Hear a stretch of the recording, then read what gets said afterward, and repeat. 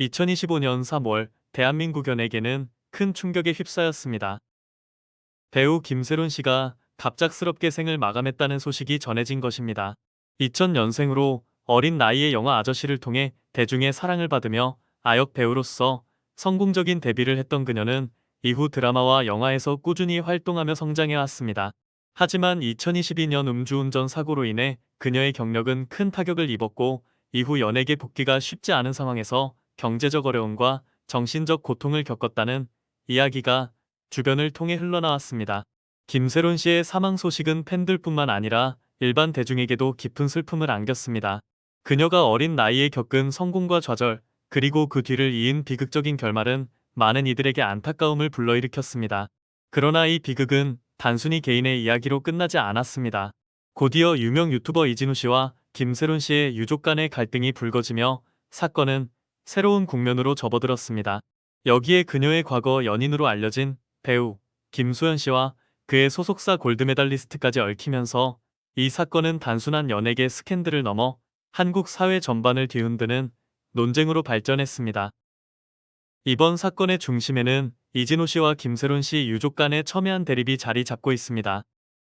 이진호 씨는 자신이 김세론 씨의 죽음과 관련해 어떤 잘못도 저지르지 않았다고 주장하며, 자신의 유튜브 콘텐츠가 그녀의 상황을 알리려는 순수한 의도에서 비롯되었다고 밝혔습니다. 반면 유족 측은 이진호 씨가 허위 사실을 유포하고 고인의 명예를 훼손했다며 강하게 반발하고 있습니다. 이 갈등은 개인 간의 다툼을 넘어 한국 사회에서 연예인과 콘텐츠 크리에이터 간의 관계, 그리고 미디어의 책임 문제를 둘러싼 논쟁으로 이어지고 있습니다. 한국에서는 유튜버들이 연예인들의 사생활이나 사건을 다루며 조회수를 얻는 경우가 빈번하지만, 이번처럼 사망이라는 극단적인 결과와 연결되자 대중의 반응도 극명하게 갈렸습니다.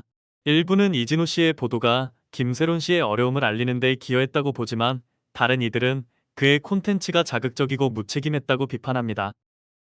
이진호 씨는 자신의 유튜브 채널에서 이번 논란에 대해 상세히 입장을 밝혔습니다.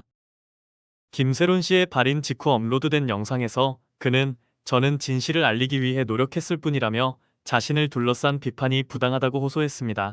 그는 과거 김세론 씨와 관련해 제작한 영상들이 모두 철저한 취재와 검증을 거쳤다고 주장했습니다.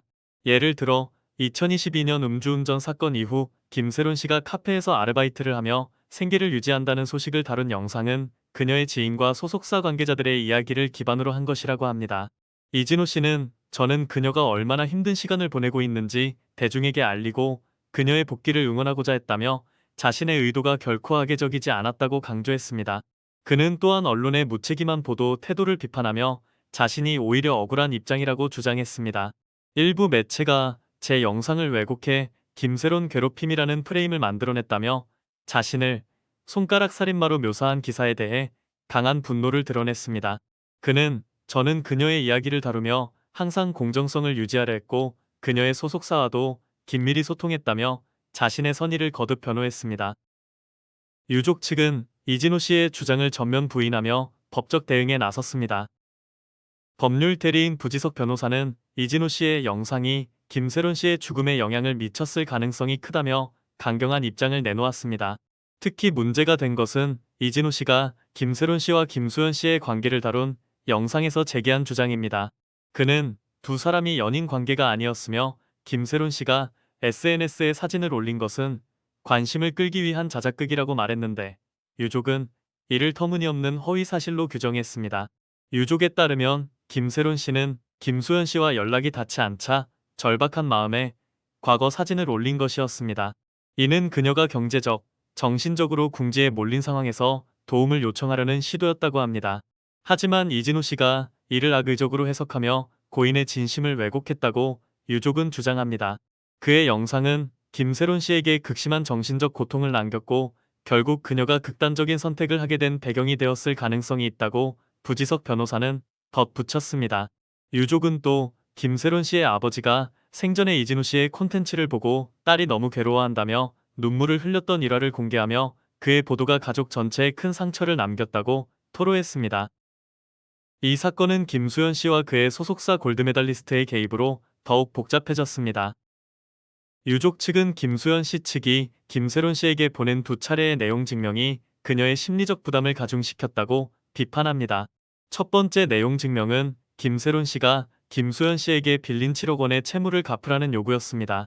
유족에 따르면 김세론 씨는 경제적 어려움 속에서 과거 연인인 김수현 씨에게 도움을 청하려 했지만 연락이 닿지 않자 살려달라는 문자를 보냈습니다.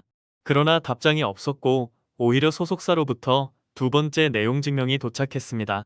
이 문서에는 채무 상환 기한 설정, 김수현 씨이 소속사 관계자와의 연락 금지, 그리고 SNS 사진 게시와 관련한 법적 조치 경고가 담겨 있었습니다. 유족은 김세론 씨가 이사를 준비하며 짐을 정리하던 중 두 번째 내용 증명을 발견하고 큰 충격을 받았다고 밝혔습니다. 그녀의 지인은 그녀가 그 후 며칠간 거의 말을 하지 않고 우울한 모습을 보였다고 전했습니다. 유족은 김수현 씨가 과거 연인으로서 최소한의 배려를 보여주지 않고 소속사가 법적 압박으로 그녀를 더 몰아붙였다며 깊은 분노를 드러냈습니다. 이에 따라 김수현 씨와 소속사를 상대로도 법적 대응을 검토 중이라고 밝혔습니다. 이진호 씨는 이번 논란에서 자신의 보도 스타일에 대한 비판에 대해서도 적극 해명했습니다. 그는 저는 김세론 씨와 관련된 이야기를 다룰 때 항상 객관성을 유지하려 했다며 자신이 먼저 그녀의 사생활을 파헤친 적은 없다고 주장했습니다.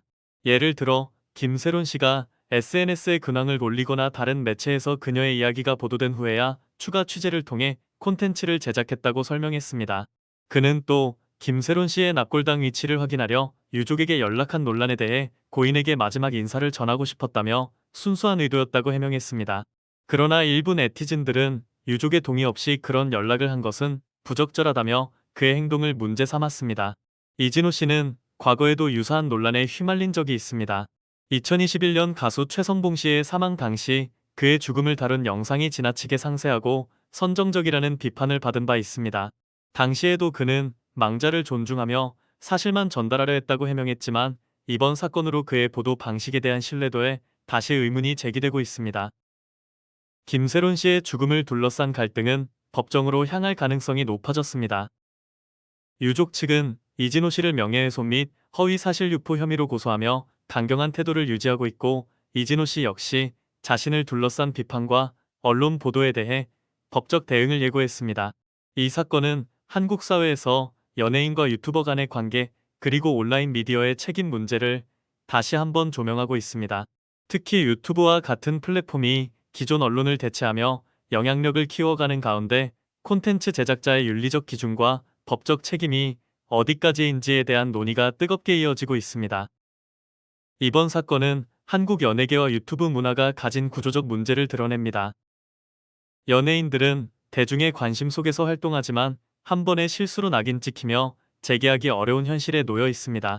김세론 씨의 경우 음주운전 사고 이후 그녀를 둘러싼 부정적인 여론과 언론 보도가 그녀의 삶을 더욱 힘겹게 만들었다는 분석이 많습니다. 반면 유튜버들은 연예인들의 사생활이나 사건을 소재로 콘텐츠를 제작하며 수익을 창출합니다.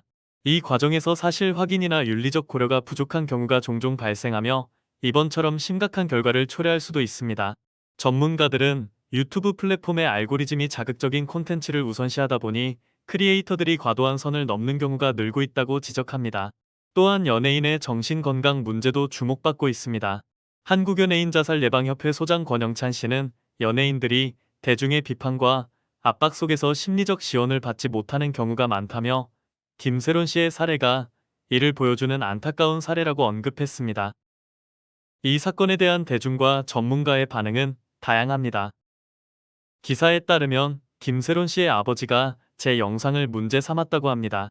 저는 즉시 그녀의 매니저에게 연락해 확인했고 그는 그런 적 없다고 단호히 부인했습니다.